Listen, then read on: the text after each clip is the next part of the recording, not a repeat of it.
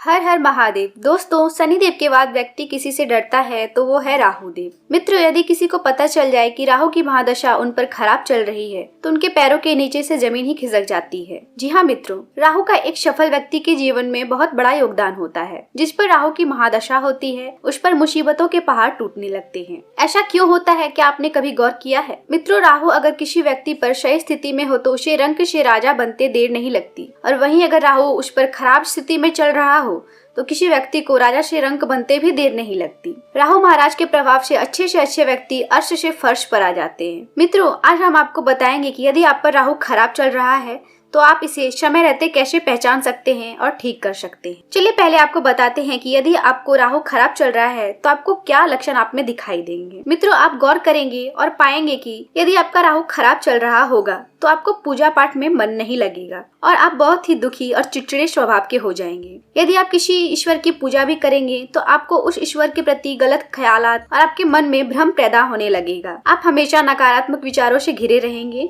आपके कार्य करने की मनोबल घटती जाएगी।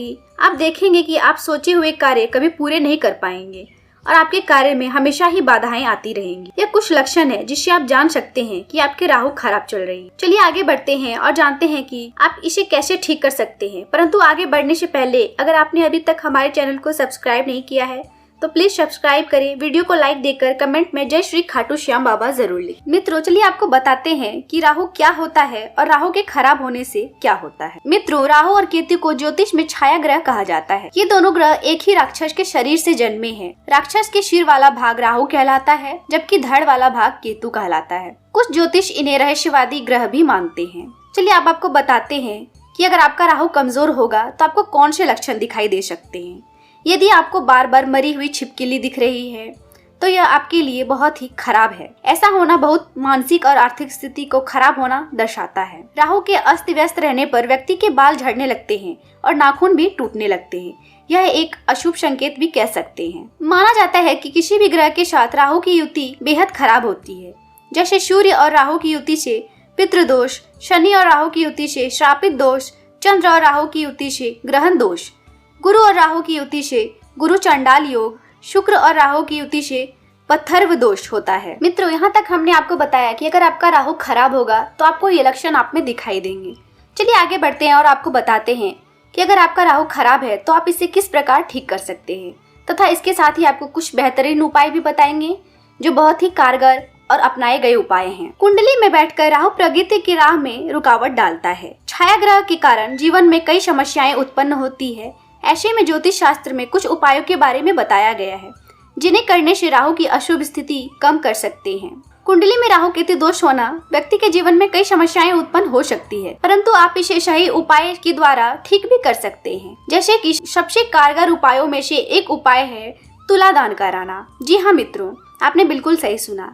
आपने सुना होगा कि पहले के समय में राजा महाराजा अपने जन्म दिवस या कोई शुभ अवसर पर अपने वजन के इतना सोना या फिर धन गरीबों में बांट देते थे, जिससे उनकी और भी प्रगति होती थी और उनके कार्य बनते चले जाते थे। आपने कभी सोचा है ऐसा वो क्यों करते थे? ग्रहों और अपग्रहों का छाया हर व्यक्ति पर होता है और बड़े से बड़े लोग इन्हें मानते हैं, इसलिए आपको सही जानकारी की जरूरत होती है। इसके लिए आपको सही जानकारी की जरूरत होनी चाहिए। तुला दान कराने के लिए हमें चाहिए सूखे नारियल। जी हाँ मित्रों, यदि किसी व्यक्ति पर राहु की स्थिति खराब चल रही है तो वह व्यक्ति अगर अपने वजन के हिसाब से सूखा नारियल गरीबों में बांट देता है तो यह उनके लिए काफी उत्तम रहेगा और साथ ही राहु का प्रभाव भी खत्म हो जाएगा। यह थोड़ा महंगा साबित हो सकता है। इसके वजह में एक और उपाय भी आप कर सकते हैं जो कि इतना ही कारगर है।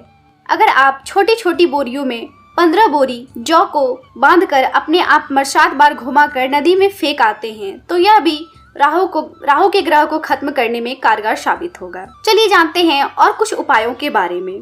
कुंडली में राहु के दोष को कम करने के लिए भगवान शिव और श्री हरि विष्णु की पूजा करनी चाहिए। इसके साथ ही नियमित रूप से शनिवार और सोमवार के दिन जल में थोड़े काले तिल डालकर शिवलिंग पर अभिषेक करें।